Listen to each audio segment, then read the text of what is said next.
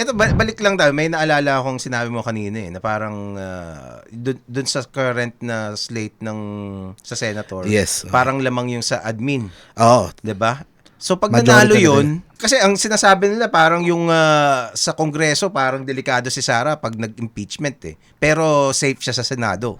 Tingin mo pag nag-shift posibleng mag-shift ang Senado na maging delikado rin si Sara doon? Habang lumalapit sa 2028, yun ang dilema nga. Kaya kailangan nga gawin mo ngayong taon If gusto mong, if you want to stop the Dutertes by impeachment or through kaso or now is the right year to do it. Kasi habang papalapit ka sa 2028, magsisimulang magbaliktaran yan, depende sa labas ng survey. Kaya yun talaga, ngayon talagang taon yan, maybe after the elections, naka-apekto talaga definitely yung rally ng iglesia. Pero I think naman sa INC naman, okay pa rin naman ng Marcos at ang INC Kailangan lang konting hilot siguro, konting baka hindi lang medyo nagtatampo siguro. Baka kailangan konting attention lang coming from the Marcos administration. Kaya medyo parang ganyan yung nangyayari ngayon. Pero now is the year. Ngayon talaga, kung hindi pa to, ito sinasabi ko, kung ma-impeach nila si Sara this year, free for all sa 2028, maglalabasan lahat. Baka si Lenny siguro, lahat sa presidente. Okay. So, Grace Pochis, lahat yan, naglalabasan lahat yan. Maraming tatakbo, pero kung hindi nila mapigilan si Sara, Tulfo Sara lang yan. Oo. Ganun lang yung mangyayari. Ikaw, Tulfo Sara talaga mangyayari. Yun talaga. Kung hindi nila mapigilan si Sara ang tumakbo sa 2028. Pero sa mga Marcos side, lalaban pa ba sila? Parang hina ng Team Marcos sa sa 2028 si Speaker Romualdez, maganda naman yung ginagawa niya sa Congress, sa Quadcom at yung sa mga ayuda, okay naman ako doon. Kailangan lang sigurong kailangan lang yung presentation niya at yung branding mas maiayos na para umakma doon sa masa. Popularity. Pero ang tanong, kung tatakbo kaya yun? Tatakbo kaya si Romualdez as president? Hindi ko alam Hindi ba? Mahirap. Hindi ko alam kung anong plano ni Speaker.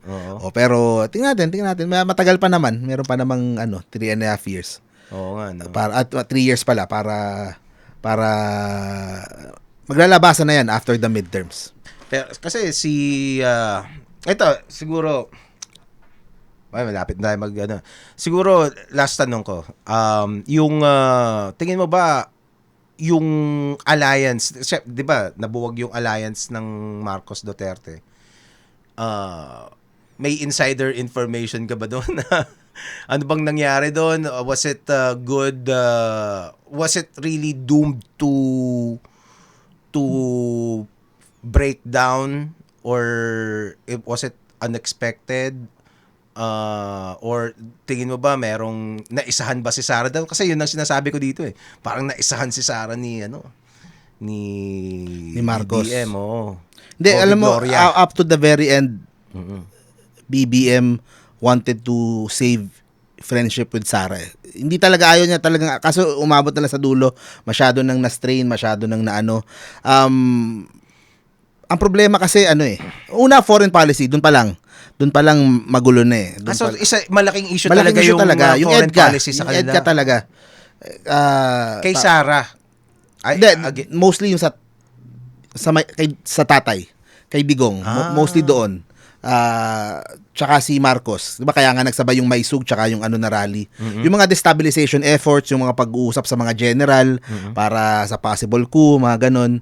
I think a big factor dyan is yung foreign policy talaga So, merong mga nakikialam siguro So, yun yung isang side doon. Pangalawa is yung mga lumalabas sa Quadcom hearing ngayon. Hindi masyadong na-appreciate nung mga tao yung lumalabas. Pero, ang laking sindikato Ang laking sindikato ng pogo, ng illegal drugs, ng mga human trafficking, mga money laundering, na nakatali lahat at nakaano lahat doon sa dating merong dating economic advisor si Duterte na link doon sa lahat ng mga korporasyon na nahuhuli na gumagawa ng lahat ng illegal So yun siguro ang nakita ng mga Marcos, kaya eventually pinatigil yung Pogo, pinatigil yung ano.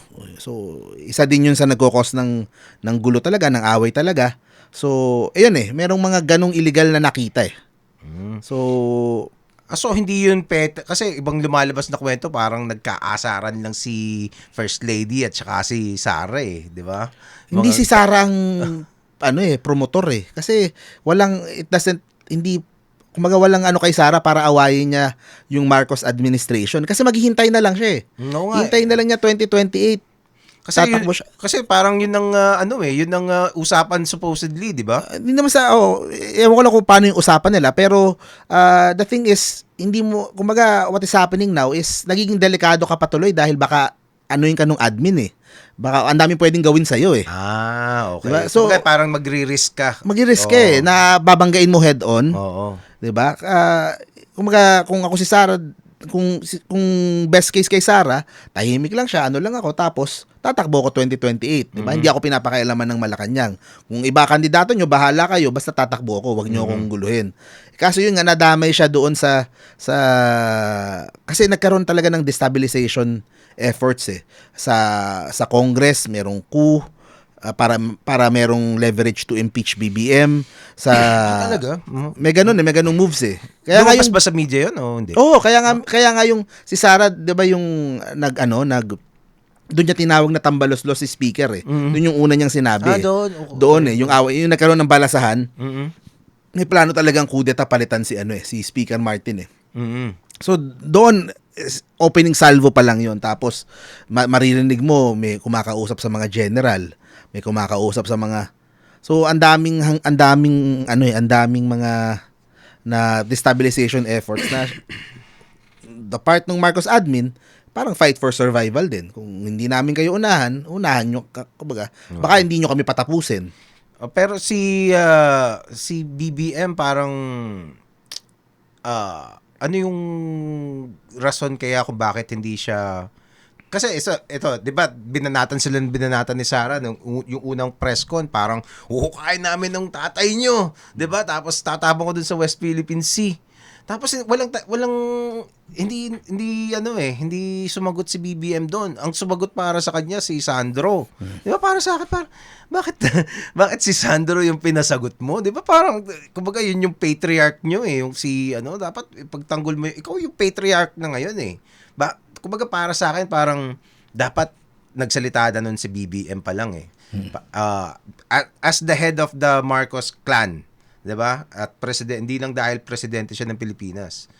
Pero kumbaga parang napaka-lenient niya.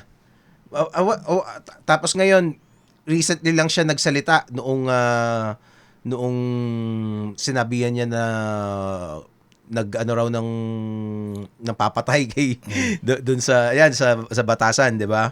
Doon sa yung unhinged trans si Sara na latest. Nasa personality kasi siguro ni BBM Talagang medyo chill lang, medyo lang. Hindi siya medyo parang averse sa confrontation. Parang hindi siya confrontational na nasanay tayo kay Digong na minumura dire-diretso. Siya hindi more statesman-like, more chill lang. Pero sa sa personal, hindi. Ganun din siya Kaya nga kahit naman yung mga nasasabihin mabait si BBM sa yung personality niya Ganun talaga. Wala talaga siyang kumbaga parang hindi siya affected ganun. Hindi syempre affected din, pero hindi siya yung nagpapadala sa emosyon. Okay. Hindi siya parang sa chill lang siya, cool lang siya. Pero maganda nga nun, kumbaga siya yung good cop. Dapat partneran mo ng bad cop. Siguro yun lang yung dapat adjustment ng admin. Sino magiging bad cop? Marami sila dyan. Marami naman pwedeng umano dyan. Okay. So, siguro ganun lang. Kasi kay Duterte, siya yung bad cop. Di ba si Harry Roque mag-i-explain? O kaya si Bongo. Di ba? Sila yung good cop. Sila yung mag-i-explain. Okay. So, siguro kay BBM, baliktad. Siya yung parang, medyo good. So, dapat partneran mo na para may konting sipa. May konting di ba? din. Di ba? Yun ang kulang sa Kasi parang, para sa akin, parang, to me, parang, as a head of the family, parang medyo unacceptable yun. Wala kang sinabi na, na itatapon yung, ultimate na pambabastos na yun, di ba? Just the visual, na i-imaginein mo pa lang. Anyway, Bahala na siya kung anong Kaya niya yan. Kaya niya. You will see a lot of Oo. movement ngayong 2025. Oo. Talagang magkakadikdikan talaga this year.